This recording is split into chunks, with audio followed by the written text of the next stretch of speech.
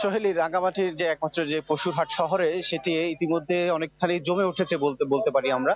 যে গত কয়েকদিন আগেও সেখানে একবারে পশু শূন্য ছিল হাটটি। যে গতকাল বিকেল থেকে এই হাটে পশুর আমদানি বেড়েছে এবং এখানে ক্রেতা বিক্রেতার একটা জাঁকজমকপূর্ণ অবস্থা তৈরি হয়েছে। রাঙামাটি যেসব গরু রয়েছে, যেসব হাটে যে গরু রয়েছে সেগুলোর মধ্যে থেকে 50,000 টাকা থেকে 1.5 লাখ টাকার গরুর বেচা কেনা বেশি হচ্ছে বলে এখানকার ইজারাদারের সূত্র থেকে জানতে পারছি। এবং যারা কিনতে আসছেন তারাও বলছেন যে মাঝারি মানের গরুগুলো তাদের চাহিদা বেশি। এখানকার যে গরু সেগুলো হচ্ছে আসলে প্রাকৃতিক ভাবে পাহাড়ে বেড়ে ওঠা এবং রাসায়নিক মুক্ত খাবার খেয়ে বেড়ে ওঠে। এবং এসব গরুর চর্বি কম থাকাতে ক্রেতাদের মধ্যে চাহিদা খুব বেশি। দেশি গরুর চাহিদাগুলোতে ক্রেতাদের বেশি দেখা যাচ্ছে। বিক্রেতারা বলছে তারা ক্রেতারা ক্রেতারা বলছেন যে গতবারের তুলনায় এবারের গরুর দাম বেশি হাঁকাচ্ছে বিক্রেতারা।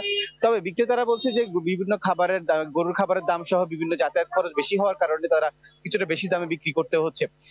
এই পর্যায়ে যে আমরা কথা বলার চেষ্টা করেছিলাম এখানকার যে পশু অধিদপ্তরের কাছে, যারা প্রাণী অধিদপ্তর, তারা বলছেন যে এই রাঙামাটির যে গরুর চাহিদা রয়েছে এবং তার কোরবানিতে তার চেয়ে বেশি গরু রাঙামাটি যে 19টি হাটে সেগুলো তো উঠেছে। তারা আশা করছেন যে যারা ক্রেতা কোরবানি দিবেন তারা আসলে তাদের পছন্দ মতো গরুটা কিনতে পারবেন। শুধু গরু কেনা বেচার এই কেন্দ্র করে এই হাটটি না, এখানে গরুর কেনা বেচার বাহিরে এখানকার গরু খাদ্য নিয়েও আমরা দেখেছি অনেকে বেচা কেনা করছেন।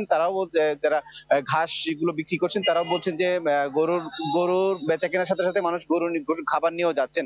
একই সাথে এখানে আইন শৃঙ্খলা পরিস্থিতি সন্তোষজনক অবস্থা বলছেন ক্রেতা বিক্রেতা উভয়। ইজারাদার বলছেন যে শেষ দিকে গরুর আরো বেচা কেনা জমে উঠবে, তারা আশা করছেন এরকমটাই। সোহেল, এই ছিল রাঙ্গামাটি থেকে পশুর হাটের সবশেষ তথ্য আমার জিয়া, কাছে। ধন্যবাদ আপনাকে।